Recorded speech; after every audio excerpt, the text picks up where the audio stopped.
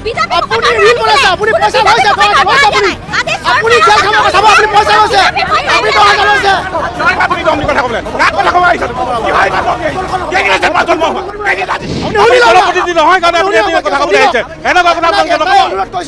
25টা বছৰে তিতাবৰখনত মানে উন্নয়নৰ নামত মানে কিবা এটা হৈছে বুলি আমি ধৰিব নোৱাৰোঁ। তিতাবৰ সমস্যা কি কৰে, কি মাইক্ৰ ফাইনেন্সৰ কথা ক'বলৈ আহিছে আপোনালোকে? আমাৰ জনজাতিখন নহ'ল, অকল ভেকু ভাওনা হ'ল। একো কৰা নাই, পইচাও খোৱা নাই, কিন্তু তিতাবৰখন আৰু 25 বছৰলৈ বেগলৈ লৈ গুচি গ'ল। নমস্কাৰ, বেটল অফ 26 ৰণাংগন এই বিশেষ অনুষ্ঠানলৈ মই শান্তনু মহন্তই স্বাগতম জনাইছোঁ।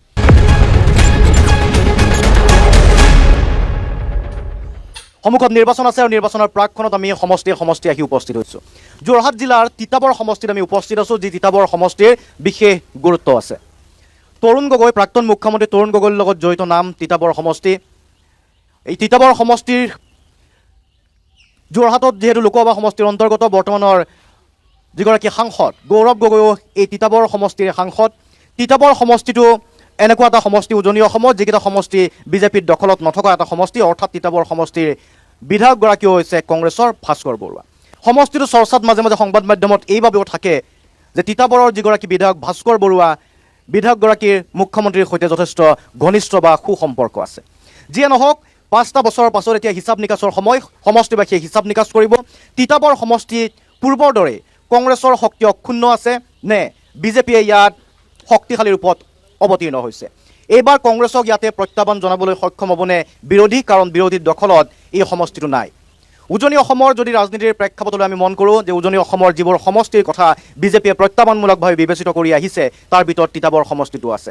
তিতাবৰবাসী ৰাইজৰ অভাৱ অভিযোগ নিশ্চয়কৈ থাকিব, তেওঁলোকৰ আশা আকাংক্ষা প্ৰত্যাশাও থাকিব। লগতে সমান্তৰালভাৱে ৰাজনৈতিক দলত তৃণমূল কৰ্মীসকলো ইয়াতে উপস্থিত আছে। আমি জানিবলৈ চেষ্টা কৰিম তৃণমূল পৰ্যায়ত কাৰ কিমান উৎসাহ, কোন কিমান শক্তিশালী ৰূপত অৱতীৰ্ণ হৈ আছে।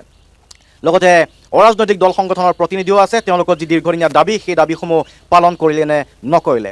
ব্যক্তিগত পৰ্যায়ত বিধায়কগৰাকী সম্পৰ্কেও আমি প্ৰশ্ন কৰিম। ভাস্কৰ বৰুৱা এগৰাকী ব্যক্তি হিচাপে কিমান দূৰ সফল হৈছে, কিমান দূৰ নিজৰ উন্নতি কৰিছে, কিমান দূৰ ৰাইজৰ উন্নতি কৰিছে। মই আটাইকে স্বাগতম জনাইছোঁ আমাৰ এই অনুষ্ঠানৰ মাজলৈকে আৰু আৰম্ভ কৰিব বিচাৰিছোঁ আমাৰ এই বিশেষ অনুষ্ঠান বেটল অফ 26 ৰণাংগন।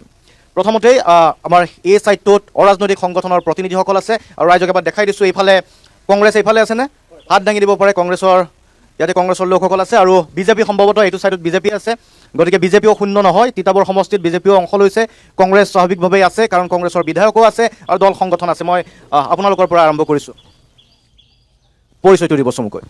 মই ৰাতুল হাজৰিকা, অসম জাতীয়তাবাদী যুৱ ছাত্ৰ পৰিষদ যোৰহাট জিলা সমিতিৰ উপসভাপতি। ঠিক আছে, AJCPৰ প্ৰতিনিধি হিচাপে, অৰাজনৈতিক সংগঠনৰ প্ৰতিনিধি হিচাপে তিতাবৰ সমষ্টিটোত কি দেখা পাইছে? বিগত 5 বছৰত কোনবোৰ কাম হ'ল, কি নহ'ল, চমুকৈ। বিগত 5 বছৰত আমি যি দেখিলোঁ, তিতাবৰৰ যিমান উন্নতি হ'ব লাগিছিল সিমান উন্নতি হোৱা নাই। যিহেতু আমাৰ বিধায়কজনক আচলতে কোনটো দলৰ বিধায়ক আমি কেতিয়াবা ধৰিবলৈ বৰ টান পাওঁ। কেতিয়াবা এনেকুৱা লাগে তেখেতে যোৰহাটত গৈ দেখিব মুখ্যমন্ত্ৰীৰ লগত আসন গ্ৰহণ কৰে, আৰু বৰ্তমান দেখিব তেখেতে গৈ গৌৰৱ গগৈৰ লগত আছে।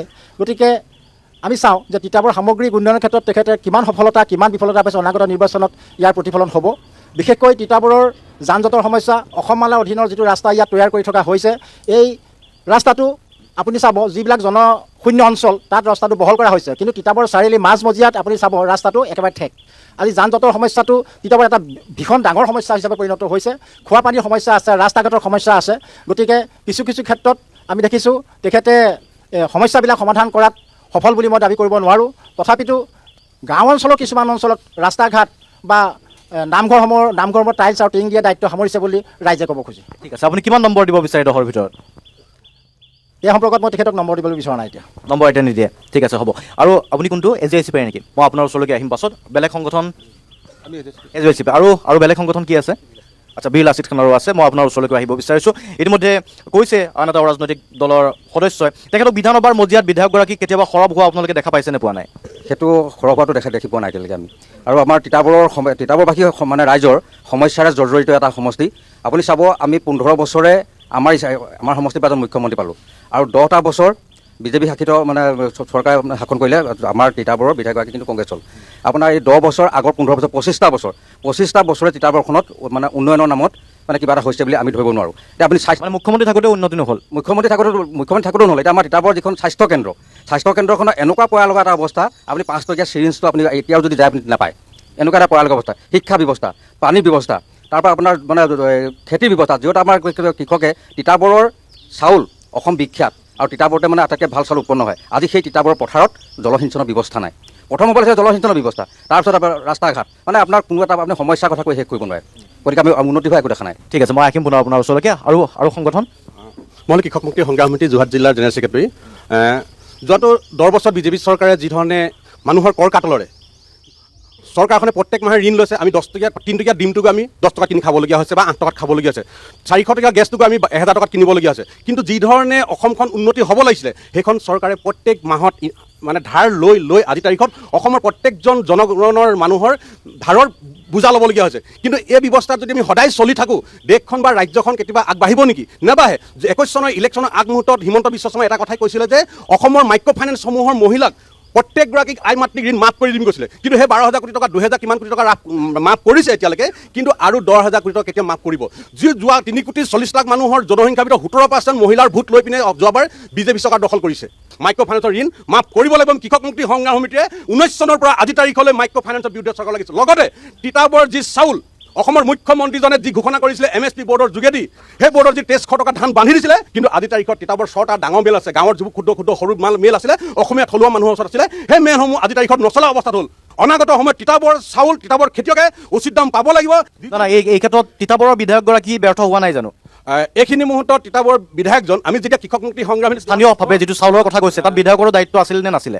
মই সেইটোৱে ক'ব গৈ আছোঁ। আমি যোৱাবাৰ তিতাবৰ যেতিয়া কৃষক মুক্তি সংগ্ৰাম সমিতিয়ে খেতিয়কৰ হৈ আমি যেতিয়া প্ৰতিবাদ কৰিছোঁ, তেতিয়া কিন্তু বিধায়কজনে এইটো বিষয়ত আমাক কেতিয়াও বা মেলসমূহৰ বিষয়ে বা চৰকাৰৰ বান্ধি দিয়া দামত কিন্তু বিধায়কজনে এবাৰো এই কথা দাঙি নধৰিলে দেখা আমি ৰাইজে দেখিছোঁ। ঠিক আছে,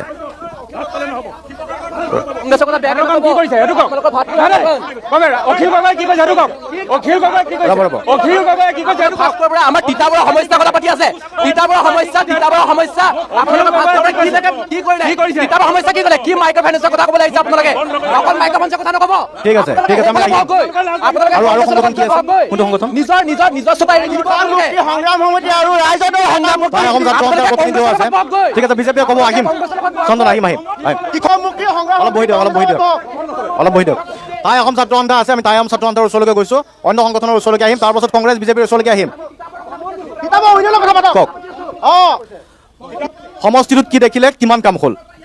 সমষ্টিত কি দেখিছোঁ, কি হোৱা নাই, সেইটো পিছৰ কথা, পিছত ক'ম। তাৰ আগত কওঁ, আমাৰ ধোদ টাইম ছাত্ৰ সন্থাৰ জন্মলগ্ন এটা দাবী, সেই দাবীটোৱে হ'ল 6 জনগোষ্ঠী জনজাতিকৰণ কৰা। কিন্তু 15 বছৰ কংগ্ৰেছ চৰকাৰেও থাকিলে, চৰকাৰ গঠন কৰিলে, কিন্তু আমাৰ জনজাতিকৰণ নহ'ল। অকল ভেকু ভাওনা হ'ল, অকল ভেকু ভাওনা হ'ল। তাৰপিছত আমাৰ বিজেপি চৰকাৰ আহিলে, বিজেপি চৰকাৰেও আমাক প্ৰতিবেদনে দাখিল কৰি আছে, কিন্তু আমাৰ 6 জনগোষ্ঠীৰ জনজাতিকৰণ নহ'ল। এতিয়া এটা বস্তু ওলাইছে যে ST-V মানে কি? আমি ভিলেজ, আমাৰ কোনো হেৰি নাই নেকি? আমাক ST-V মানে কি? আজিলৈকে ST-2 নহ'লে, কিন্তু আমাৰ আহোম জনগোষ্ঠীৰ ৰাইজে কিন্তু ইয়াৰ প্ৰত্যাহ্বান দিবলৈ এতিয়া ৰেডি হৈ আছে 26 চনৰ নিৰ্বাচনত। গতিকে আমি ধোদ টাইমছত এটা কথা কওঁ, 26 চনৰ আগত যদি আমাক ST-2 নিদিয়ে, তেতিয়াহ'লে কিন্তু আমাৰ যিটো আহোম জনগোষ্ঠীয় ভোট আমি কি কৰিব লাগে, আমি সিদ্ধান্ত ল'ব আপোনালোকে। ঠিক আছে, আৰু সংগঠন আছে, অন্য সংগঠন। আপুনি কোনটো পৰিচয়টো চমুকৈ? হয়, মই মঞ্জিত ৰাও, অসম চাহ জনজাতি ছাত্ৰ সন্থা তিতাবৰ শাখাৰ সম্পাদক। চাহ জনজাতীয় ছাত্ৰ সন্থা হিচাপে, প্ৰতিনিধি হিচাপে কি হয়, ইয়াতো যথেষ্ট সংখ্যক চাহ জনগোষ্ঠীৰ ভোটাৰ আছে। গতিকে আপোনালোক সন্তুষ্ট নে? এতিয়া সন্তুষ্ট যদি হয়, কাক লৈ সন্তুষ্ট? চৰকাৰখনে বিভিন্ন ধৰণৰ আঁচনি দিছে, 5,000 টকাকৈ সম্ভৱতঃ প্ৰত্যেকে ভৰাই দিছে আপোনালোকক। গতিকে এই যিখিনি টকা পাইছে, এই যিখিনি আঁচনি পাইছে, ইয়াকে লৈ সন্তুষ্ট, চৰকাৰখনক লৈ নে স্থানীয় বিধায়কগৰাকীক লৈ সন্তুষ্ট? হয়, চাওক, বিগত 15টা বছৰে তিতাবৰত কংগ্ৰেছৰ শাসন আছিলে, সেয়া সকলোৱে জানে। তাৰপিছতেই অসমত যে কংগ্ৰেছৰ যিধৰণে চৰকাৰ আছিলে, ঠিক তেনেধৰণে চাহ বাগিচা অধ্যুষিত এলেকাৰ শ্ৰমিক ৰাইজে তেখেতসকলৰ যিখিনি মৌলিক দাবী আছিলে, যিধৰণে জনজাতিকৰণৰ প্ৰসংগ, ভূমিপট্টাৰ আন্দোলন, আমি প্ৰকৃততে আটচাই বিগত বহুত সময় ধৰি আমি এই আন্দোলনৰ লগত জড়িত, আৰু আমি দাবী জনাই আহিছোঁ যে আমাক প্ৰকৃততে আজি 200টা বছৰ হৈ গ'ল চাহ শ্ৰমিক ৰাইজৰ, যে তেখেতৰ ভূমি অধিকাৰ প্ৰকৃততে তেওঁলোকে পাব লাগে। কিন্তু ভূমি অধিকাৰৰ কাৰণে আজি 200টা বছৰে তেওঁলোকে আজি খাপিতি থাকিবলগীয়া হ'ল। ঠিক ধৰণে জনজাতিকৰণৰ যিটো প্ৰসংগ, জনজাতিকৰণৰ প্ৰসংগটোত সঁচা অৰ্থত ক'বলৈ গ'লে চৰকাৰ আহিছে, নিৰ্বাচন আহিছে, এটা সম্পূৰ্ণ ধৰণে তেওঁলোকে কৈ আছে যে আমি জনজাতিকৰণ প্ৰদান কৰিম। সেয়া বাৰু তেওঁলোকে সেই আশ্বাসত কংগ্ৰেছ চৰকাৰক নলৈ বিজেপি চৰকাৰক তেওঁলোকে আঁকোৱালি আনিলে। সঁচা অৰ্থত এতিয়া এতিয়া বৰ্তমান বিজেপি চৰকাৰ চলি আছে।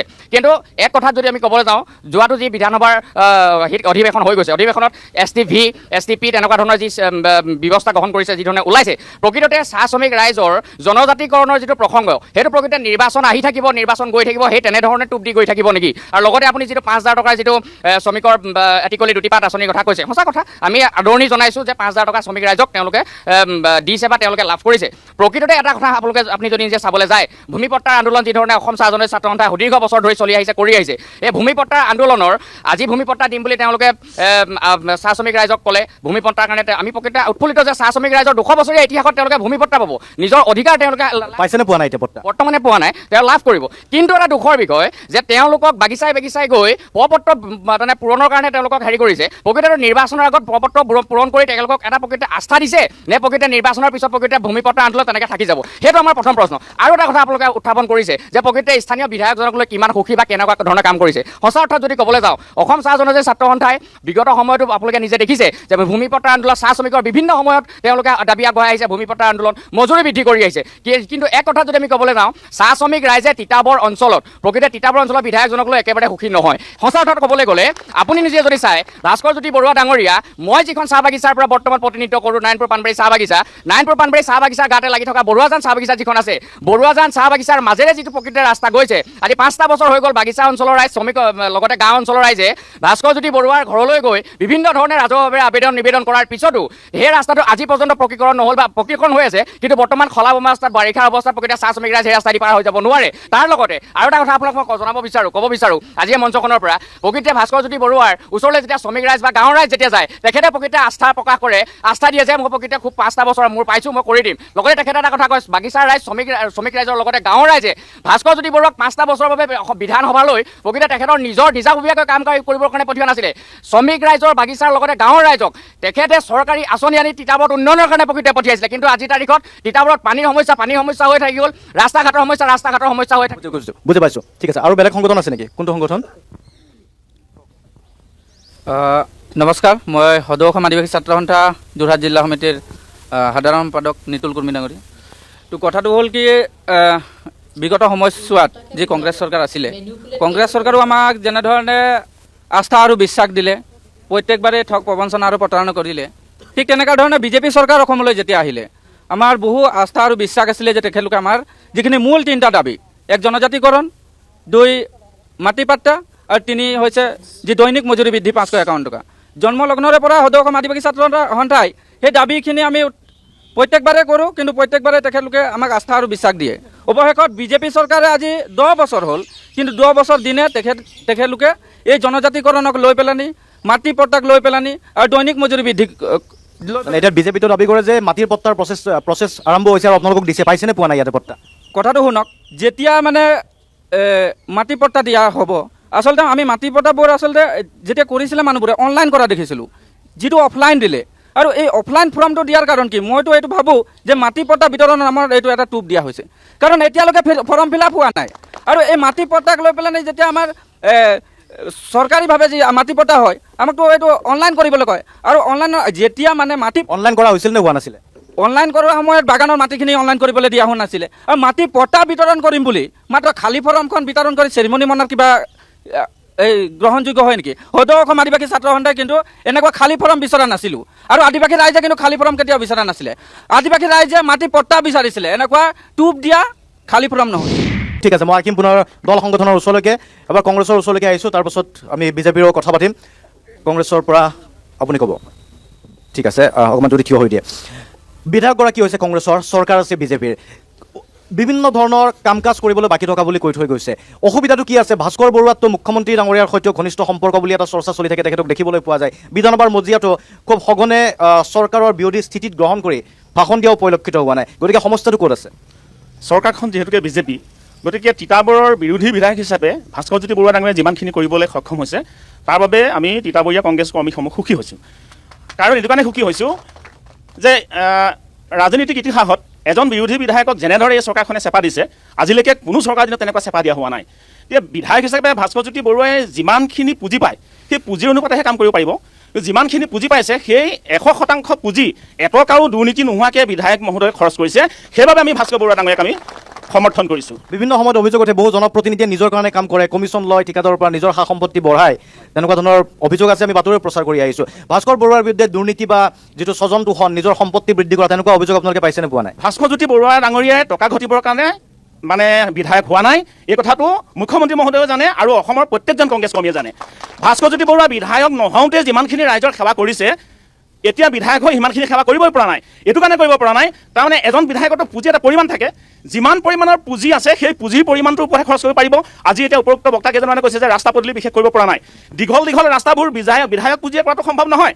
সেই ৰাস্তাবোৰ মেৰামতি কাম কৰাৰ দায়িত্ব আছিল চৰকাৰখনৰ, কিন্তু চৰকাৰখনে তিতাবৰত যিহেতুকে ভাস্কৰজ্যোতি বৰুৱা বিৰোধী বিধায়ক আছে, সেই কামবোৰ নকৰাকৈ বিধায়কজনক বদনামি কৰিবলৈ বিচাৰি আছে। কিন্তু তিতাবৰীয়া ৰাইজটো মূৰ্খ নহয় যে বিধায়ক পুঁজিৰে যিখিনি কাম কৰিব লাগে সেইখিনি কাম কৰাৰ পাছত বিধায়কজনক আমি তিতাবৰীয়া ৰাইজে কেনেকৈ দুখ দিম?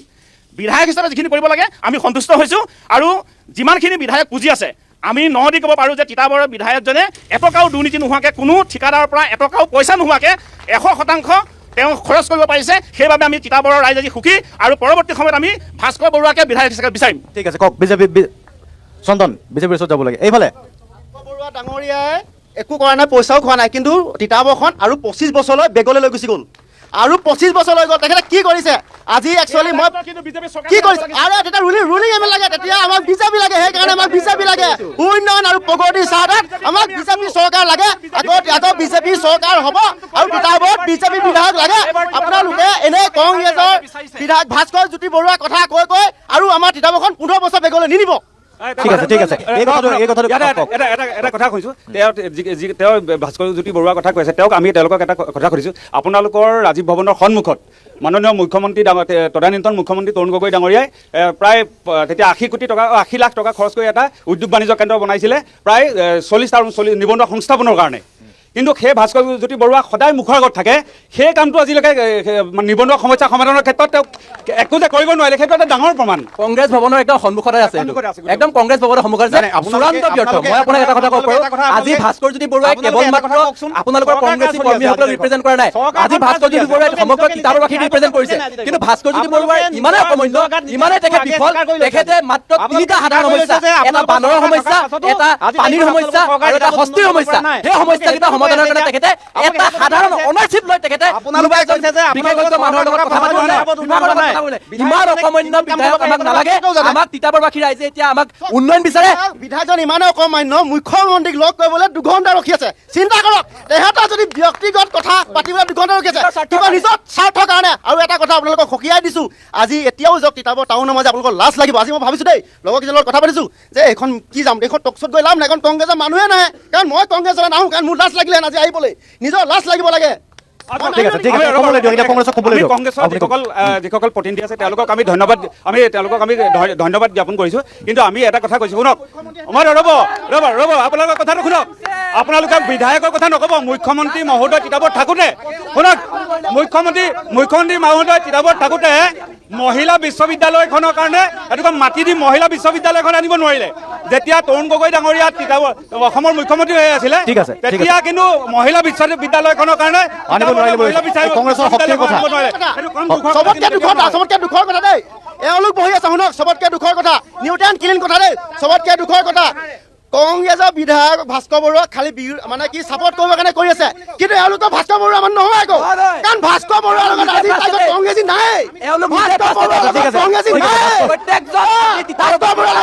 নাই, মই লিখি দিম, কংগ্ৰেছী নাই, কোনো তিতাবৰবাসীৰ ৰাইজ নাই।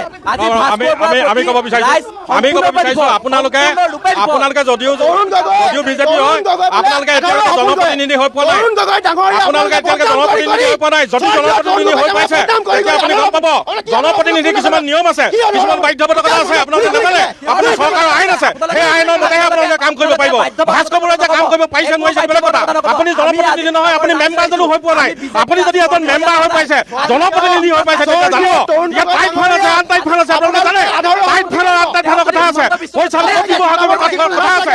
আপুনি টাইট ফানৰ পৰা ক'ত পইচা খৰচ কৰিব আপোনালোকে নাজানে, গতিকে আপোনালোকে নজনা কথা এটা আপোনালোকে ভাস্কৰ বৰুৱাই কি কাম কৰিছে বেলেগ কথা লাইট ফানৰ কথা আপোনালোকে নাজানে লাইট ফানৰ কথা নাজানে আপুনি জনপ্ৰতিনিধি নহয় আপুনি জনপ্ৰতিনিধি নহয় কাৰণে আপুনি এই কথা ক'বলৈ আহিছে এনেকুৱা কথা আপোনালোকে নকয় অনুৰোধ কৰিছো দেই কংগ্ৰেছী কৰ্মীসকলে এটা কৈছো স্বৰ্গীয় তৰুণ গগৈ ডাঙৰীয়া বিজেপি চিপং পাৰ্টি কাম নাই স্বৰ্গীয় তৰুণ গগৈ সন্মানীয় স্বৰ্গীয় তৰুণ গগৈ ডাঙৰীয়া আবেগৰ কথা কৈ কিতাপৰ মানুহক আপোনালোকে ব্লেকমেইল কৰিব তৰুণ গগৈ আধাৰৰ সপোন কৰিব এইবাৰ আৰু আপোনালোকে পূৰ্ণ কৰে কি কৈছে আপোনালোকে ঠিক আছে মুঠতে এটাই কথা এইবাৰ তিতাবৰৰ বৃহত্তৰ ৰাইজৰ স্বাৰ্থত সকলো বিজেপি বিধায়ক জিকাটো ইয়াত বিচাৰিছে ঠিক আছে তিতাবৰত যিহেতু চন্দন এক ছেকেণ্ড তিতাবৰত যিহেতু কংগ্ৰেছৰ বিধায়ক আছে আৰু তিতাবৰ সমষ্টিটোত কংগ্ৰেছে গৌৰৱ গগৈ ইয়াতে যথেষ্ট ভোট পাইছিল এতিয়া প্ৰশ্ন হ'ল যে কংগ্ৰেছৰ সেই যিটো উৎসাহ সেয়া অক্ষুণ্ণ আছে নে এইবাৰ পৰিৱৰ্তনৰ দিশে যাব বিচাৰিছে তেনেকুৱা ধৰণৰ প্ৰশ্নটো যথেষ্ট তিতাবৰবাসীৰ পৰা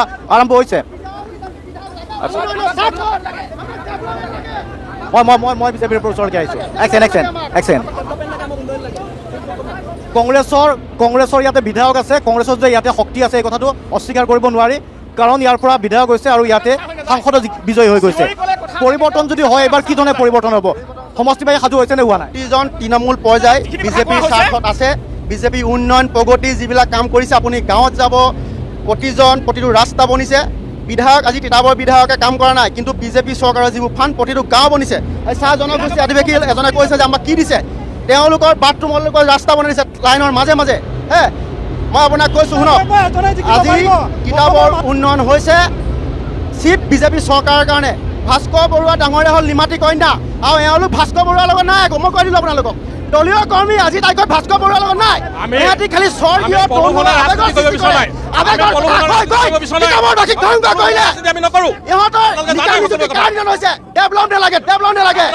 ইহঁতি কয় আমি অন্ধভক্ত ইহঁতি অন্ধভক্ত ম্যাদী বঁটা তেনেকে নহয় আপোনালোকে ম্যাদী বঁটা কথা নাজানে ঠিক আছে তিতাবৰ ধ্বংস কৰাৰ অভিযোগ আছে ক'ব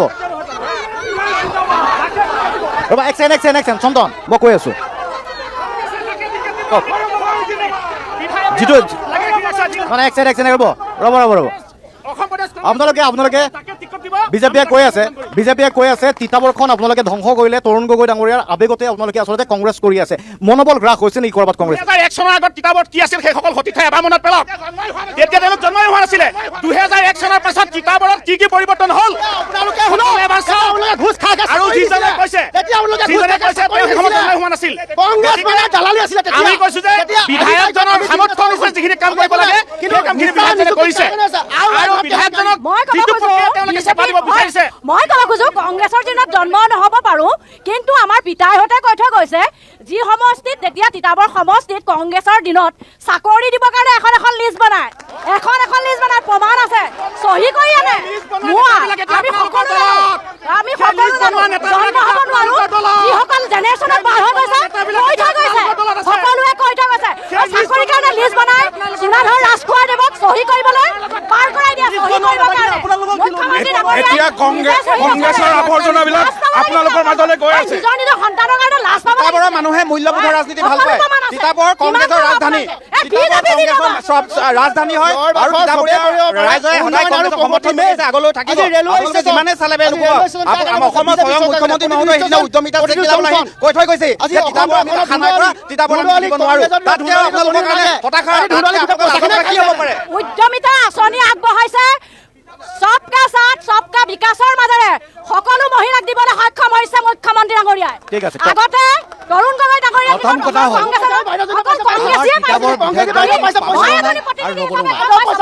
এক নম্বৰ কথা তিতাবৰত মুখ্যমন্ত্ৰী ডাঙৰীয়াক ৰেল ৰখাব নোৱাৰিলে সেইটো সময়ত AJYDP বাকী সংগঠনসমূহে অৰাজনৈতিক সংগঠনসমূহে ৰেল ৰখাইছে তিতাবৰত মুখ্যমন্ত্ৰী ৰেল ৰখাব নোৱাৰিলে সেই মুখ্যমন্ত্ৰী কাম কৰি আৰু 2 নম্বৰ কথা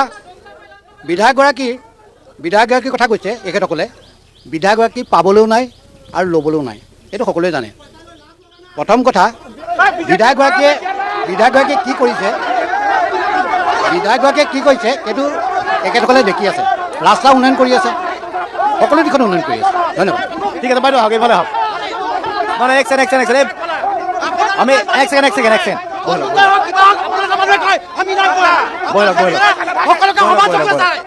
বাইদেউৰ ওচৰলৈকে আহিব বিচাৰিছোঁ এখেতৰ ওচৰলৈকে আহিছোঁ আপুনি এটা ভিডিঅ' বনাইছিলে ভাইৰেল হৈ গৈছিল উদ্যমিতা আঁচনিৰ ক্ষেত্ৰত এতিয়া কি মহিলাসকলে আঁচনি লৈ আছে সেই আঁচনি আপুনি লৈছিলে নে লোৱা নাছিল? মই লোৱা নাই, কিন্তু লোৱা নাই যিসকল যে কংগ্ৰেছে লৈছিলে কি বিজেপি পকেটত ভৰাই দিছিলে নেকি? বিজেপি আপুনি ঋণ বনাইছে, আপুনি পইচা লৈছে, আপুনি জেল খাব চাব, আপুনি পইচা লৈছে, আপুনি টকা লৈছে, বিজেপি পইচা লৈছে, মনত ৰাখিব, পইচা লৈছে, আৰু মনত ৰাখিব, যোগ্য আমি ৰিল বনাবলৈ উন্নয়ন আৰু প্ৰগতি চাহত বিজেপি। উন্নয়ন কৰিছো। বিজেপি হ'লে যে অকল বিজেপিয়ে ধন পাব লাগে বুলি কিবা ক'ৰবাত লিখা আছে নেকি? দেশৰ সংবিধানত প্ৰতিজন ভাৰতীয় নাগৰিকক যি দুখীয়া, যি পাবলৈ যোগ্য, তেওঁলোকক দিবই লাগিব। বিজেপি ধন বুলি বেলেগ আকাৰ ধন নাই। ঠিক আছে, কংগ্ৰেছ বিজেপিৰ প্ৰসংগ আছে আৰু অলপ আহিছোঁ আমি অৰাজনৈতিক সংগঠনৰ মাজলৈকে। ক'ব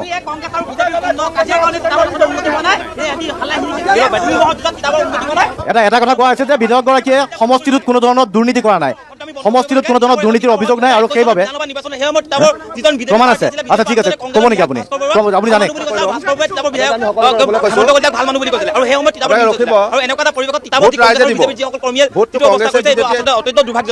ৰাইজক দিবলৈ দিয়ক। আপোনালোকে ইয়াতেতো আজি ইলেকশ্যন ৰিজাল্ট নোলায় না। এতিয়া আমি দুটা কথা কৈছোঁ, তিতাবৰ মহকুমাখন মহকুমাৰ পৰা গৈ আজি সম জিলা হ'ল। আজি তিতাবৰত এটা আৱৰ্ত ভৱন নাই, কিন্তু সেইটো কথাটো আজিলৈকে কংগ্ৰেছ হওক বিজেপি হওক কোনো চিন্তা কৰা নাই। তিতাবৰৰ পৰা নগাপাটলৈ যোৱা যিটো গৰালি ৰাস্তা, সেই ৰাস্তাটো দুখন গাড়ী ক্ৰছ কৰিব নোৱাৰে, সেই ৰাস্তাটো বহল কৰাৰ কথা চিন্তা কৰিব লাগিব। তিতাবৰৰ মাজত যিটো অসম মালা যোগেদি যিটো ৰাস্তা হৈ আছে জুৰুৱালি, তাত নগৰৰ মাজত ঠেক হৈছে আৰু য'ত ৰাস্তাটো সিফালে আপোনাৰ বহল হৈছে, কিন্তু যান জঁট হৈছে, নগৰখনৰ কোনো ধৰণৰ ইয়াতে উন্নতি নহয়। আৰু আমাৰ এজন বিজেপি সদস্যই ক'লে যে বান্দৰৰ সমস্যা বিধায়কে সমাধান কৰা নাই। মই একদম মানে কোনো পক্ষলৈ কোৱা নাই, কিন্তু বান্দৰৰ সমস্যাটো সেইদিনা বিধানসভাত মুখ্যমন্ত্ৰী ডাঙৰীয়াই তাৰ এটা মানে উপায় বিচাৰিছে। গতিকে বান্দৰ হওক আৰু দ্বিতীয়তে আমাৰ যিটো বন্যহস্তী সমস্যা আছে তিতাবৰত, এইটো এটা জ্বলন্ত সমস্যা। প্ৰত্যেক বছৰে ইয়াত মানুহ মৃত্যু হয়, মানুহৰ ঘৰ দুৱাৰ ভাঙে, মানুহৰ খেতি পথাৰ নষ্ট হয়। গতিকে এই সমস্যাটোৰ ক্ষেত্ৰত অকল বিধায়ক বা চৰকাৰ দুয়োটা পক্ষই হওক সকলোৱে মিলি কাম কৰিব লাগিব। ইয়াত এনেকুৱা নহয় কোনোবা এজনৰ দায়িত্ব আছে, চৰকাৰৰ দায়িত্ব আছে, বিধায়কৰ দায়িত্ব এনেকুৱা নহয়। আমাক সমস্যা সমাধান লাগে। আমি কংগ্ৰেছ বিজেপি কৰিবলৈ আমাৰ নাই, আমাৰ কথা তিতাবৰৰ সমস্যা সমাধান হ'ব লাগিব, তিতাবৰ উন্নত হ'ব লাগিব। আৰু যিখন মহকুমা অসমী চিকিৎসালয় আছে, সেইখন আজিলৈকে এখন বিশ্বযুক্ত হৈ নুঠিলে, তাত এতিয়া আপুনি যাওক, এতিয়া তাত আপুনি চিকিৎসা কৰিবলৈ আপুনি ভালকৈ সুবিধা নাপাব। গতিকে তিতাবৰৰ বহুত সমস্যা আছে। এই সমস্যাখিনি ক্ষেত্ৰত কিন্তু যদি ভাবিছে যে বিৰোধী বিধায়ক আছে কাৰণে চৰকাৰে আজি মাহিয়া দৃষ্টি চাইছে, এইটো কিন্তু আমি গৰিহণা দিছোঁ। ঠিক আছে, এই কিবা এটা ক'ব বিচাৰিছিলে আপুনি? এই প্ৰশ্নটো আজি চাওক, স্বচ্ছতাৰ ওপৰত কৈছে যে ভাস্কৰ বৰুৱা যিগৰাকী ব্যক্তি, যিগৰাকী বিধায়ক, তেখেত সম্পূৰ্ণ স্বচ্ছ, তেখেতৰ বিৰুদ্ধে কোনো ধৰণৰ দুৰ্নীতিৰ অভিযোগ নাই। যি সময়ত আমি বিভিন্ন সমষ্টিত নিজৰ সম্পত্তি গঢ়াৰ বাতৰি কৰি আহিছোঁ বা বিভিন্ন সময়ত দেখা যায় ঠিকাদাৰৰ পৰা 10%, 5% কমিশ্যনত ব্যস্ত হৈ থাকে, সঁচাকৈ নিকা ভাৱমূৰ্তিৰ হোৱা বাবে ভাস্কৰ বৰুৱাৰ বিজয় হোৱাৰ সম্ভাৱনা থাকে নেকি? তেখেত কেতিয়াও দুৰ্নীতিমুক্ত নহয়, তেখেতে দুৰ্নীতি কৰিছে, তথ্য সহকাৰে প্ৰমাণ দুৰ্নীতি কৰিছে, কিয়নো এজন বিধায়কৰ স্বাক্ষৰ হ'লেহে প্ৰতিটো আঁচনি মুকলি হয়। তিতাবৰত যিহেতু বিভিন্ন আঁচনি চলি আছে, মই এটা আঁচনিৰ বিষয়ে ক'ব বিচাৰিছোঁ, ভূমি সংৰক্ষণ বিভাগ। এই ভূমি সংৰক্ষণ বিভাগত আমাৰ 4খন সমিতি আছে, ৰজাবাৰী সমিতি, ৰজাবাহাৰ সমিতি, বৰহোলা সমিতি আৰু বচা সমিতি।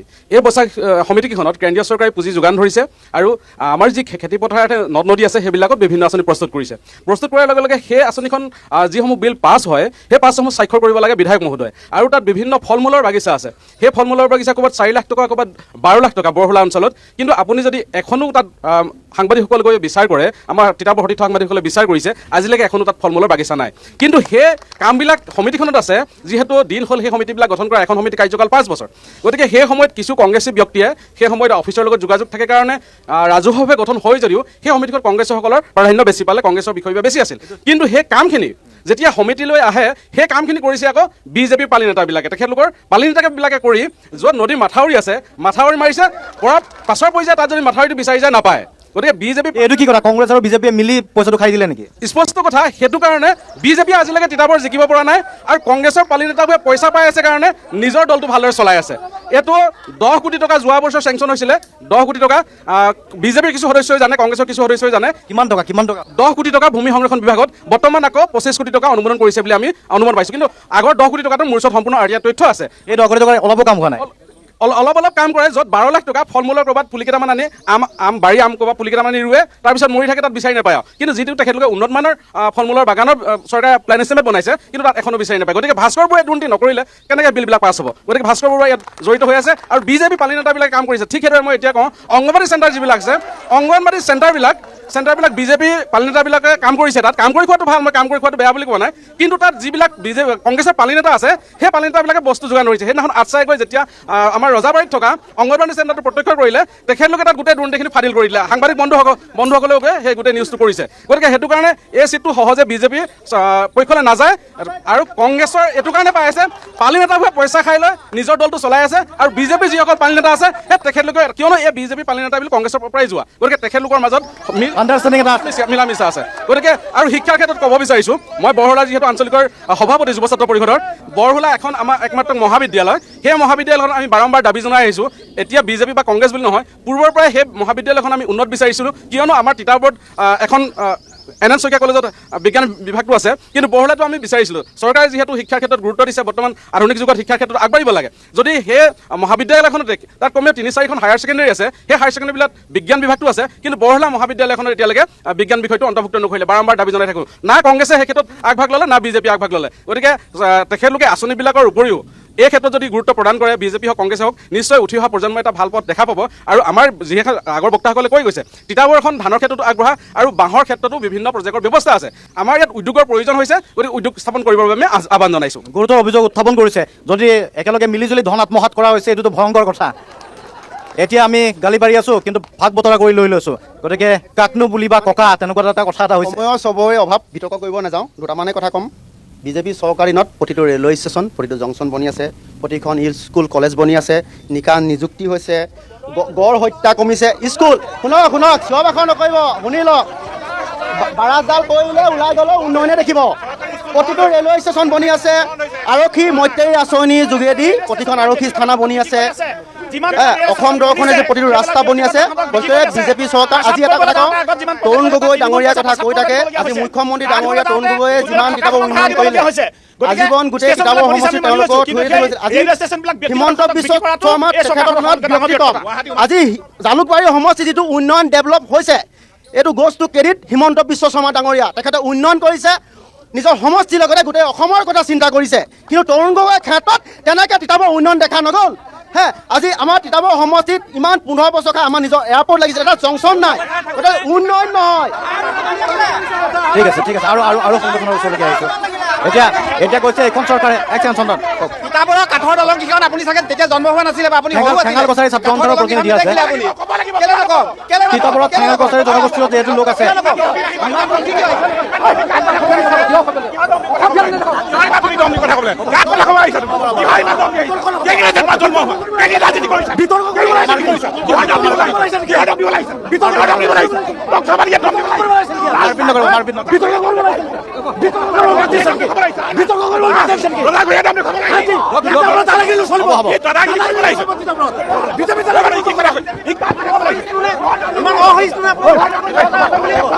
আলোচনা হ'ব বৈলক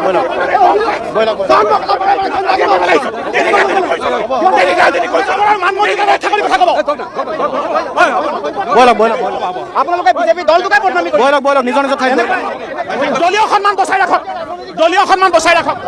আমি সংগঠন আমি বিজেপি আৰু কংগ্ৰেছৰ কাজিয়া চাবলৈ অহা নাই। গতিকে ক্ষোভ আছে, ঠেঙাল কছাৰী ছাত্ৰ সন্থাৰ প্ৰতিনিধি আছিল, ক'ব বিচাৰিছিলে, এওঁলোকে কোৱা নাই এতিয়াও। প্ৰথমতে সমগ্ৰ পৰিৱেশটোৰ কাৰণে আপোনাৰ ওচৰত আচলতে ক্ষমা বিচাৰি তিতাবৰবাসী হিচাপে আমি লাজ পাইছোঁ। প্ৰথম কথা হ'ল, তিতাবৰখন আজি 20 বছৰ, আপোনাৰ 20 বছৰ তিতাবৰখন আচলতে তাৰে 15টা বছৰ আচলতে অসমৰ মুখ্যমন্ত্ৰীয়ে আচলতে ইয়াত ৰাজত্ব কৰিছিলে, আৰু 5 বছৰত বিধায়ক হিচাপে ভাস্কৰজ্যোতি বৰুৱা আছে। ঠিকে আছে, ভাস্কৰজ্যোতি বৰুৱাক আমি মানুহ হিচাপে সঁচাকৈ তেওঁ ভাল মানুহ, আৰু তেখেতক যদি নামঘৰীয়া পাতিবলৈ হ'লে মই তেখেতক 10 ভিতৰত 10 দিলোহেঁতেন। কিন্তু তেখেত আচলতে বিধায়ক হিচাপে আজি যিটো আপোনাৰ তিতাবৰ সমস্যাখিনি যেনেকৈ অসমৰ মঞ্চত আচলতে উপস্থাপন কৰিছে, তেনেকৈ উপস্থাপন কৰিব পৰা নাই। তিতাবৰ মূল সমস্যা কি আছিল? তিতাবৰ মূল সমস্যা আছিলে পানীৰ সমস্যা। তিতাবৰকতো দুৰ্ভাষামুনি অভিশাপ দি থকা নাই যে তোমালোকে ভাল খোৱা পানী পাব নোৱাৰিবা বুলি, কিন্তু মুখ্যমন্ত্ৰীৰ কালত কংগ্ৰেছৰ দিনত আচলতে তিতাবৰত 100 কোটি টকা পানী যোগান আঁচনি হৈছিলে, কিন্তু সেই পানী যোগান আঁচনি আমি নাপালোঁ। বিজেপিৰ দিনত আপোনাৰ আৰম্ভ হ'ল গেটাৰ তিতাবৰ পানী যোগান আঁচনি, এতিয়া ঘৰে ঘৰে নল হ'ল, কিন্তু আমি আজিলৈকে জল খাব পৰা নাই। আচলতে কোনো পানীৰ সমস্যা আছে, পানীৰ সমস্যা হৈ আছে। তিতাবৰৰ মূল পথসমূহ আজিলৈকে আচলতে উন্নতি নহ'ল। তিতাবৰ নৱালীটো ঠিকে বহল কৰিলে, কিন্তু গোৱালিটো আজি আচলতে আছে ইমানে চফুট ঠেক, গাঁৱৰ ৰাস্তাটোতকৈ আচলতে ঠেক। আৰু তিতাবৰ ঠিকে আছে, ধুদৰাইটো বহল হ'ল, কিন্তু মূল নগৰ অঞ্চলতে বহল নহ'ল। তিতাবৰ হস্পিটেলখন বৰ ধুনীয়াকৈ বনাইছে, তিতাবৰ হস্পিটেলখন আটক ধুনীয়াকৈ বনাইছে, তাৰ বাবে ধন্যবাদ জনাইছোঁ। কিন্তু হস্পিটেলখনৰ গৃহটো ঠিকে আছে, ঘৰটো আচলতে সদায় ধুনীয়াকৈ বনাই, তাৰ কিন্তু ভিতৰত আন্তঃগাঁথনি বুলিবলৈ একোৱেই নাই। তিতাবৰ হস্পিটেলখনত যিকেইজন ডক্টৰ আছে, আচলতে ডক্টৰকেইজনক মোৰ লাজ লাগে, আমাৰ গাঁৱৰ প্ৰবীণ খুৰাই তাতকৈ ভাল দৰৱ দিয়ে। আচলতে তেওঁলোকে দৰৱ দিবলৈ তেওঁলোকে আচলতে গুগলত চাৰ্চ কৰিবলৈ পানী লগা দৰৱ দিবলৈ হয়তো কিয় ডক্টৰ নহয় নেকি তেওঁলোক? আচলতে তিতাবৰ যিখন যোৰহাটৰ যিখন মেডিকেল কলেজৰ আচলতে শিক্ষাৰ্থীসকলক আধাখিনি আনি থৈ দিয়ে, তাত কোনো ধৰণৰ ইমাৰ্জেঞ্চি ডক্টৰ নাই, তাত আপোনাৰ হেৰি নাই, তাৰ যিখন আপোনাৰ হুইল চেয়াৰ আছে, হুইল চেয়াৰকেইখনত ঠেং এটা ভঙা, সৰহখিনি হুইল চেয়াৰ তেনেকুৱা, তাত কোনো ধৰণৰ থাকিবলৈ কোনো ধৰণৰ কোনো কথা নাই, গোটেই আচলতে কামখিনি আচলতে তেনেধৰণৰ হৈছে। গতিকে তিতাবৰ সমস্যা আচলতে কংগ্ৰেছ বিজেপি ঠিকে কাজিয়া লাগিছে। তেওঁলোকে আপুনি কোৱাৰ দৰে উঠনি আচলতে আমাৰ ব্যাসদেৱ ডাঙৰীয়ে ধুনীয়াকৈ কৈছে যে তেওঁলোকে পইচাটো খাব মই ধুনীয়াকৈ মিলা মিছা কৰে, কিন্তু তিতাবৰ সমস্যাখিনি আচলতে তিতাবৰ হস্তি মানুহৰ সমস্যা, তিতাবৰ আচলতে যিখিনি আমাৰ বান্দৰৰ সমস্যাখিনি হ'ল কোনো ধৰণৰ সমস্যা নহ'ল। আৰু ঠিক তেনেদৰে এটা জনগোষ্ঠীয় সকলে যিখিনি সমস্যা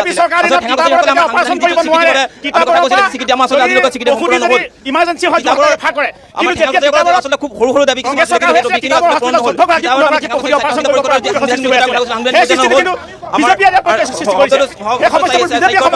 আচলতে কোনো এটা সমস্যা আচলতে সমাধান নহয়। ঠিক আছে, আহিম, ধন্যবাদ। ঠেঙাল গছৰে ছাত্ৰ সন্থাৰ প্ৰতিনিধিয়ে কৈছিলে, কোনটো সংগঠন আছিল? চুতীয়া ছাত্ৰ সন্থা, ৰাইজৰ ক'ব। চুতীয়া ছাত্ৰ সন্থাৰ প্ৰতিনিধি আছে, কওক। দাদা, প্ৰথমতে আপোনালোকক আমি তিতাবৰলৈ স্বাগতম জনাইছোঁ। আচলতে তিতাবৰ মানুহে মূল্যবোধৰ ৰাজনীতি কৰি আছিলে, আজি অকণমান উখল মাখল এটা পৰিৱেশ হৈছে। আমি কিন্তু চুতীয়া ছাত্ৰ সন্থা হিচাপে চুতীয়া জনগোষ্ঠীক আমি প্ৰতিনিধিত্ব কৰোঁ। আমি আজি চুতীয়া জনগোষ্ঠীৰ কথা আমি পাতিব বিচৰা নাই, ইয়াতে পাতিব বিচাৰিছোঁ তিতাবৰৰ সমস্যা। প্ৰধান সমস্যা তিতাবৰ চাউলৰ কাৰণে বিখ্যাত। আজি সেই পথাৰত পানীৰ অভাৱ, এই সমস্যাটো কোন চৰকাৰে আচলতে কোন বিধায়কে সমাধান কৰিব আগন্তুক দিনত আমি আচলতে চাই আছোঁ। বিগত বহু বছৰ গ'ল, এইবোৰ নহ'ল। তাৰপিছত এই ইতিমধ্যে আমাৰ ঠেঙালগছাৰী ছাত্ৰ সন্থাৰ মুখ্য উপদেষ্টা প্ৰফুল্ল ঠেঙালে কৈছে, তিতাবৰ হস্পিটেলখনত আপুনি যাওক, এতিয়া আপুনি 10 টকাত টিকেট কৰিব লাগিব, তাৰপিছত প্ৰেছক্ৰিপশ্যন লিখি দিব, দৰৱ তাত আপুনি এটাও নাপায়। সেইবোৰ সমস্যা, এই সমস্যাবোৰ কোনে সমাধান কৰিব আমি আচলতে চাই আছোঁ। বেছি কথা নকওঁ, সমস্যা তিতাবৰত বহুত সাংঘাতিক আছে। এইখিনি সমস্যা সমাধান কৰাৰ কোনোবাই আচলতে দায়িত্ব ল'ব লাগে। ঠিক আছে, ধন্যবাদ। পাছফাললৈকে আহিছোঁ, অলপ মহিলা আছে, কিছু মহিলাৰ ওচৰলৈকে আহিব বিচাৰিছোঁ। আপোনাৰ পৰিচয়টো? হয়, মই আদিবাসী মহিলা সন্থা, সদৌ আদিবাসী মহিলা সন্থা যোৰহাট ডিষ্ট্ৰিক্টৰ ছেক্ৰেটাৰী। কি দেখিছে আদিবাসী মহিলা হিচাপে? এটাতো হৈছে কি মহিলাৰ কথা আছে, মহিলা সবলীকৰণৰ কথা আছে, চৰকাৰে মহিলাৰ বাবে বিভিন্ন আঁচনি দিছে, মহিলা সবল হোৱা বুলি কোৱা হৈছে। গতিকে এই আঁচনিসমূহে লাভান্বিত কৰিছে। নিৰ্বাচনৰ ক্ষেত্ৰত চৰকাৰ একে চৰকাৰ বিচাৰিছে নে কিবা পৰিৱৰ্তনৰ দেখা পাইছে?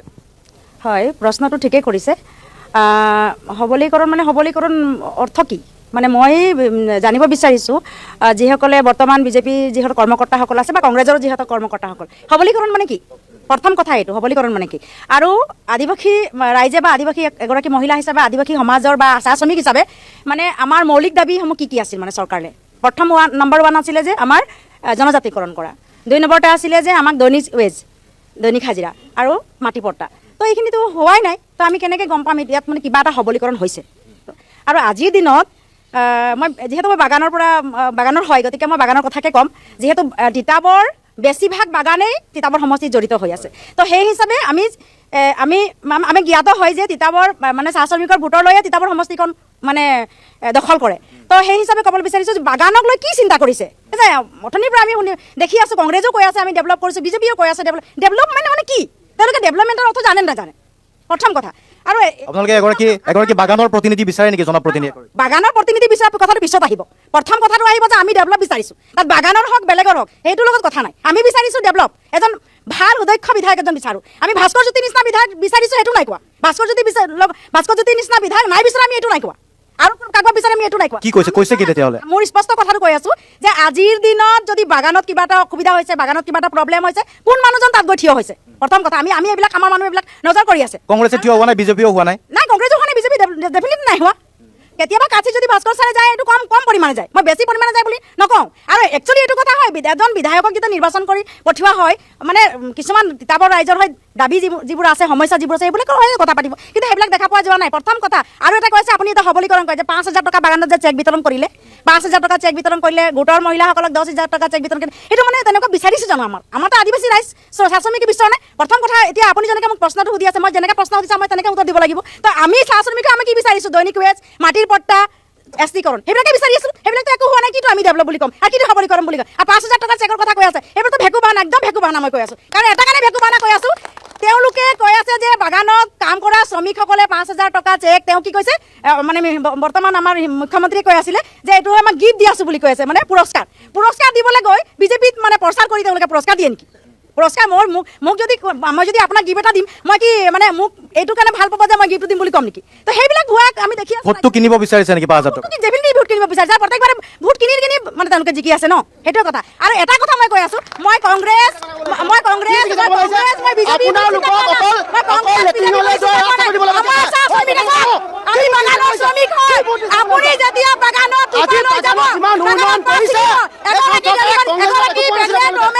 যেতিয়া টোপা লৈ যাব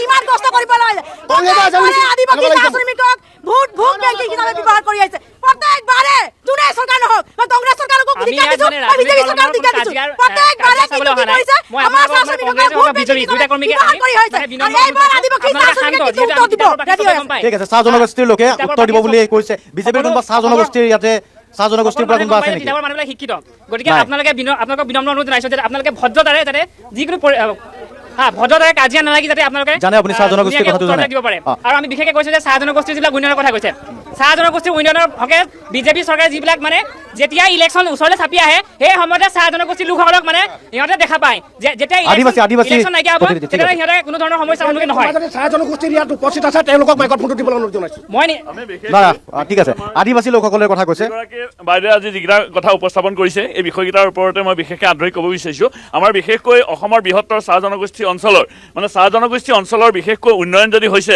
আমি ভাৰতীয় জনতা পাৰ্টীৰ যি সময় 2014 চনত কেন্দ্ৰত বা 2016 চনত অসমত যেতিয়া চৰকাৰ হৈছে তেতিয়াৰ পৰাই বিশেষকৈ উন্নয়নৰ ৰূপৰেখাবিলাক দেখিবলৈ পোৱা গৈছে বিশেষকৈ আমি ধৰি লওক বাগানৰ যিটো লাইন বুলি কোৱা হৈছিলে ময়ো বাগান অঞ্চলৰ একেবাৰে কাষতে মই জন্ম হৈছে গতিকে মই আজি বাগান অঞ্চলৰ নহ'ব পাৰোঁ কিন্তু মই জন্ম বাগান অঞ্চলৰ গতিকে বাগানত যিটো আপুনি লাইনৰ কথা কোৱা হৈছে বিগত সেই কংগ্ৰেছ চৰকাৰৰ সময়ত কোনোদিনে বাগানৰ লাইনৰ পকীকৰণৰ কথা চিন্তা কৰা হোৱা নাছিল গতিকে বাগানৰ ৰাস্তাৰ পকীকৰণৰ যিটো ব্যৱস্থা এই ব্যৱস্থাটোৰ পৰা ক্ৰম অনুসাৰে আমি একেধৰণে পথৰ উন্নয়নৰ তাৰপিছত আজি 200 বছৰ আপোনালোকে ৰাস্তাৰ কথা কৈছে আপোনালোকে ৰাস্তাৰ কথা কৈছে এই ফটোখন চাই লওক এই ফটোখন চাই লওক আপোনালোকে ৰাস্তাৰ কথা কৈ থাকে বেছি এই এম্বুলেন্স ঠেলিয়ে ল'ৰা ছোৱালী গৈছে হাতী পৰা চাহ বাগিচা ল'ৰা ছোৱালী গৈছে বুকাত গৈছে এম্বুলেন্স ঠেলিছে চাহ শ্ৰমিক আদিবাসী ৰাইজে এম্বুলেন্স ঠেলিছে এম্বুলেন্স ঠেলিছে বিজেপি চৰকাৰ কৰে এইটো কোনো ভোট বিচৰা আছে নহয় এইটো সম্পূৰ্ণভাৱে 200 বছৰীয়া তেখেতসকলৰ সন্মান ঠিক আছে ৰাস্তা ঘাটৰ কথাও আছে ৰাস্তা ঘাটৰ কথাও কৈছে ভোট দিব লাগে বুলি আপোনালোকে চাওক আপোনালোকে ৰাস্তাৰ কথা এই এম্বুলেন্স চাওক চাহ শ্ৰমিক আদিবাসী ৰাইজসকলে এম্বুলেন্স ঠেলিছে হাতীপাৰা চাহ বাগিচাত 5 বছৰ আপোনালোকে 10 বছৰ থাকিলে আপোনালোকে ৰাস্তাৰ কথা চিন্তা কৰিলে আপোনালোকে বিধায়কজন দুখী লগতে কিন্তু বৰ্তমান ৰানিং চৰকাৰখন দুখী বাগিচা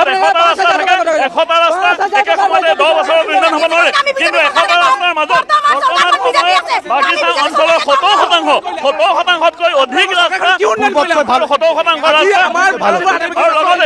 বাগিচা অঞ্চলত গৰ্ভৱতী মহিলাৰ পৰা ধৰি আজি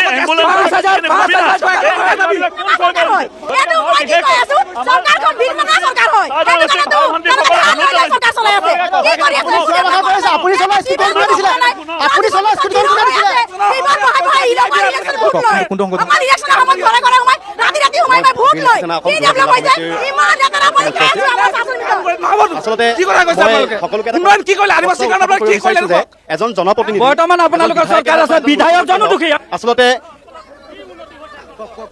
এজন বিধায়কে হওক বা এজন মুখ্যমন্ত্ৰীয়ে হওক আচলতে কোনো দলক তেওঁলোকে প্ৰতিনিধিত্ব কৰি তেখেতে হেৰি নকৰে আচলতে এটা সাংবিধানিক পদমৰ্যাদা আচলতে বিধায়কে বা হওক বা আমাৰ মুখ্যমন্ত্ৰীয়ে হওক তেখেতৰ কাম কৰা যদি ইচ্ছা থাকে আমি সাধাৰণ ৰাইজ হিচাপে তিতাবৰীয়া সাধাৰণ ৰাইজ হিচাপে আমি প্ৰত্যেকটো খোজতে আমি এটা কথা বিশ্বাস কৰোঁ যে তেখেতৰ কাম কৰা ইচ্ছা থাকে তেখেতে বিজেপিয়ে হওক বা কংগ্ৰেছে বিশেষভাৱে ভূমিকা ল'ব পাৰে আচলতে যিহেতু কংগ্ৰেছৰ বিধায়কজন আমাৰ তিতাবৰৰ বিধায়কজন কংগ্ৰেছৰ তাৰ কিন্তু সমান্তৰালভাৱে তিতাবৰ সমষ্টিত 10 বছৰ সাংসদ বিজেপিৰ আছিল তিতাবৰ টাউন কমিটি আমাৰ বিজেপিৰ শাসনাধীষ্ঠ আছে তাৰ সমপৰ্যায়ত ঠেঙাল কছাৰী স্বায়ত্ব শাসিত পৰিষদ বিজেপিৰ শাসনাধীষ্ঠ চৰকাৰ আছে গতিকে এই ক্ষেত্ৰত তিতাবৰৰ সাধাৰণ ৰাইজ হিচাপে আমি তিতাবৰৰ সাধাৰণ ৰাইজ হিচাপে বহুতো জ্বলন্ত সমস্যাৰ সন্মুখীন হৈ এই সমস্যাসমূহ সমাধান কৰা নাই আচলতে দুয়োটা পক্ষই কেৱল বিজেপিয়ে কংগ্ৰেছক বদনাম দিছে আৰু কংগ্ৰেছে বিজেপিক বদনাম দিছে আচলতে জনপ্ৰতিনিধি এজনে যিসমূহ সমস্যা সমাধান কৰিব লাগে এই সমস্যাসমূহ সমাধান কৰাৰ ক্ষেত্ৰত সম্পূৰ্ণৰূপে বিফল হৈছে এই ক্ষেত্ৰত আমি বিজেপিয়ে হওক বা কংগ্ৰেছক আমি দুয়োটা পক্ষই দোষাৰোপ কৰিছোঁ আৰু নিৰপেক্ষ স্থিতি হিচাপে আমি বিভিন্ন সমস্যাৰ সন্মুখীন হৈছোঁ আৰু এই সমস্যাসমূহ সমাধানৰ ক্ষেত্ৰত বিশেষভাৱে ভূমিকা ল'ব। ধন্যবাদ জ্ঞাপন কৰিছোঁ। ঠিক আছে, ৰাইজৰ দলে কোৱা নাই এতিয়ালৈকে, ৰাইজৰ দলে কোৱা নাই, এবাৰ ৰাইজৰ দলে কওক, তাৰপিছত আমি যাম। আকৌ কংগ্ৰেছ বিজেপিয়ে ক'ব, অলপ ৰওক, কওক। সমষ্টি তিতাবৰ মিত্ৰতাত যদিও এতিয়ালৈকে অহা নাই, একেলগে বিৰোধী হিচাপে আপোনালোক আছে, গতিকে বিৰোধীৰ এগৰাকী বিধায়ক আছিল, সেই বিধায়কগৰাকী এই সমষ্টিটোত ব্যৰ্থ হোৱা বুলি বিজেপিৰ অভিযোগ, এইবাৰ সলনি হ'ব লাগিব বুলি কৈছে। আৰু তাৰ বিপৰীতে কংগ্ৰেছৰ কথা হ'ল কি নিকা আৰু স্বচ্ছ। চাওক, এজন বিধায়কে সকলো কাম কৰিব নোৱাৰে, সেইটো ঠিক। আৰু এতিয়া কংগ্ৰেছ আৰু বিজেপি বা অন্যান্য দল সংগঠনে সকলোৱে কৈছে যে কিছু ক্ষেত্ৰত বিধায়কজন সফল হৈছে আৰু কিছু ক্ষেত্ৰত বিফল হৈছে। মই এই কথাটো ক'বলৈ নাযাওঁ, এতিয়া চৰকাৰ যিহেতু বিজেপি চলি আছে আৰু এতিয়া যিহেতু চৰকাৰ চলি আছে, গতিকে বিজেপি চৰকাৰখনে নিৰ্বাচনৰ আগত এটা প্ৰতিশ্ৰুতি দিছিলে যে 6 জনগোষ্ঠীক জনজাতিকৰণ কৰিব। সেই কথাটো কিন্তু বিজেপি চৰকাৰখনে আজিলৈকে নকৰিলে। আৰু মাটিৰ ম্যাদী পট্টা কথা কৈছিলে, কিন্তু ম্যাদী পট্টা আজিলৈকে হোৱা নাই। আৰু চাহ শ্ৰমিকসকলক এতিয়া তেখেতলোকে চাহ শ্ৰমিকসকলক বহু উন্নয়নৰ কথা কৈছে, চাহ শ্ৰমিকসকলৰ 351 টকা হাজিৰা কৰিব বুলি সেই বিজেপি চৰকাৰ নিৰ্বাচনৰ আগত কৈছিলে, কিন্তু আজিলৈকে নহ'ল। এতিয়া তিতাবৰত কৈ আছে যে বিজেপিসকলে কৈ আছে যে তিতাবৰত মুখ্যমন্ত্ৰী তৰুণ গগৈ থকাৰ দিনত বহুত দুৰ্নীতি হৈছিলে। সঁচা কথা, তৰুণ গগৈ 15 বছৰ দিন শাসনত তিতাবৰত দুৰ্নীতি হৈছে, ৰ'ব হাত চাপৰি মাৰিব। কিন্তু আটাইতকৈ ডাঙৰ কথাটো কি যে তিতাবৰত দুৰ্নীতি কৰা কংগ্ৰেছৰ দিনত দুৰ্নীতি কৰা 99% এতিয়া কিন্তু বিজেপি। আৰু আজিৰ তাৰিখত সত্য, আজিৰ তাৰিখত বিজেপি সেই দুৰ্নীতি বেয়া কৰাৰ কাৰণে তেওঁলোক বিজেপিলৈ আহিছিলে। এতিয়া তেওঁলোক সেই দুৰ্নীতিৰ সৈতে জড়িত নাই। আমি ৰাইজৰ দলে আপোনালোকে জানে যে এতিয়া মিত্ৰতাৰ কথা চলি আছে, গতিকে আমি এইবাৰ বিজেপি চৰকাৰখনক উপৰুৱা মিত্ৰতা হওক নহওক বেলেগ কথা, মিত্ৰতা হওক নহওক বেলেগ কথা। বিজেপি আপোনালোকে এটা কথা দেখিলে, আজি অসমৰ সকলো মানুহে দেখিলে যে বিজেপি আৰএছএছৰ জৰিয়তে সংস্কাৰী দল বুলি তেখেতলোকে কয়। আজি তেখেতলোকৰ বিজেপি এজন কৰ্মকৰ্তাই কংগ্ৰেছক মাৰিবৰ কাৰণে খেদি গৈছে, এয়াই তেখেতলোকৰ সংস্কাৰ। গতিকে বিজেপি চৰকাৰ অহাৰ লগে লগে গুণ্ডাগিৰি আৰম্ভ হৈছে, বিজেপি চৰকাৰ অহাৰ লগে ঘৃণাৰ ৰাজনীতি চলিছে। ঠিক আছে, নহয় মই ৰাইজৰ দলৰ জাতীয় যুৱ বাহিনীৰ সাংগঠনিক সম্পাদক। আপুনি আমাৰ ওচৰলৈ অহাই নাই, মইতো ঘূৰি আহি আছো। আপুনি গোটেই চিষ্টেমটো কৈছো, অহাৰ কাৰণে আমাৰ তিতাবৰলৈ কি কৰিব লাগে? আপোনালোকৰ ওচৰত আহিছো, ৰাইজৰ দলৰ প্ৰতিনিধি আছে, মই দেখা পাইছো ইয়াতে আহিছো। আপুনি যদি কয় যে নাই প্ৰথমতে ইয়াতে কংগ্ৰেছ আমাৰ ওচৰত অহা নাই, বিৰোধী, মই সেইমতে কৰিব লাগিব। আপুনি আপোনাৰ কথাখিনি কওক, ক'বলৈ সুবিধা দিম, আপুনি সেই কথাখিনি ক'ব লাগিব। সমষ্টিয়ে ৰাইজৰ দলৰ প্ৰতিনিধি মই বেলেগ সমষ্টিতো পাই আহিছো, বুজি পাইছে? তেখেতসকলৰ ধৈৰ্য কৰে আছে, য'ত আপোনালোকৰ বিধায়ক আছে তেওঁলোকৰ ওচৰত আমি প্ৰথম গৈছো, শিৱসাগৰত আপোনালোকৰ ওচৰত আমি প্ৰথম যাম, কিন্তু তিতাবৰত আমি কংগ্ৰেছৰ ওচৰত প্ৰথম যাম। বিষয়টো তেনেকুৱা, সেইটো বুজি পাইছো। মই প্ৰতিটো হাতত ধৰি বহাই দিব নোৱাৰো। এনেকুৱা অনুষ্ঠানত হুলস্থুলীয়া পৰিৱেশ অলপ হয়। আপুনি কথাখিনি আজি জাতীয় সংগঠনৰ আন্দোলন নাই, কাজিৰঙা কৰিডৰৰ কাৰণে আমি আন্দোলন কৰিব লাগিব, কিন্তু বিজেপি চৰকাৰে দিছে উন্নয়নৰ কাৰণে, কিন্তু তাতো গৌৰৱ গগৈ বিহুত চিন্তা কৰক। আমাৰ ৰাইজৰ দলৰ ফালৰ পৰা আমি এটা কথাই স্পষ্ট কওঁ, বিজেপিয়ে ইমানখিনি যে চিঞৰ বাখৰ কৰি আছে, আমি তেওঁলোকৰ চুপতি চাবলৈ অহা নাই। শুনক, আমি তেওঁলোকৰ চুপতি চাবলৈ অহা নাই ইয়াত, আমিতো মনে মনে বহি আছো। তিতাবৰত আমাৰ এতিয়া বিষয়টো কি? বিষয়টো হ'ল তিতাবৰত কি উন্নয়ন হৈছে সেইটোৰ ওপৰতহে আপুনি টকশ্বটো পাতিছে।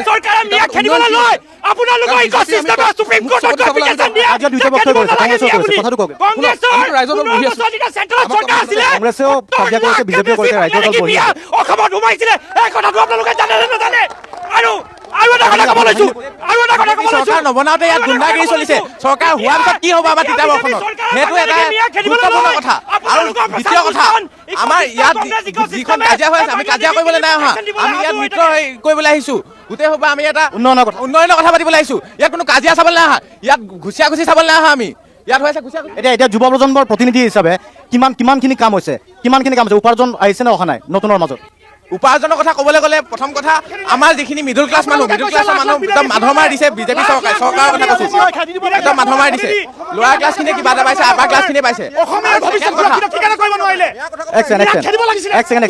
উচ্চ শিক্ষাৰ কথাটো ক'লে উচ্চ শিক্ষাৰ ছাত্ৰ ছাত্ৰীসকলে উচ্চ শিক্ষাৰ সুবিধা পাইছে নে পোৱা নাই? বিল্ডিং কেইটা বনালে উচ্চ শিক্ষা প্ৰদান কৰা নহয়। প্ৰথম কথা, মাষ্টৰো ভাল আনিব লাগিব, শিক্ষক ভাল হ'লেহে শিক্ষয়িত্ৰী ভাল হ'ব, মেডিকেলখন চাৰিব। যিখন স্কুলত শিক্ষকে আৰু ষ্টুডেণ্টে একেলগে চিগাৰেট টানি থকা দেখা যায়, সেইটো চৰকাৰৰ দিনত কি উন্নয়নৰ কথা ক'বলৈ আহিছে? বিজেপি চৰকাৰ সম্পূৰ্ণ বিফল হৈছে দেই উন্নয়নৰ ক্ষেত্ৰত। ঠিক আছে,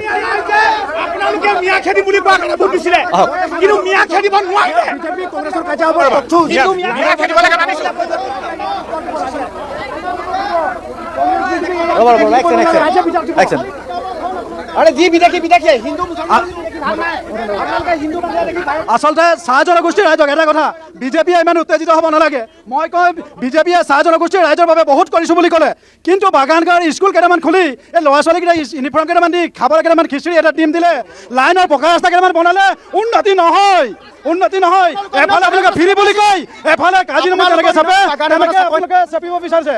মন্ত্ৰী MLA বিধায়কে আপোনালোকে লোন পায় 50 লাখ টকা, গাঁৱৰ মহিলা পায় 1250 টকা। এয়াই বিজেপিৰ নীতি নেকি?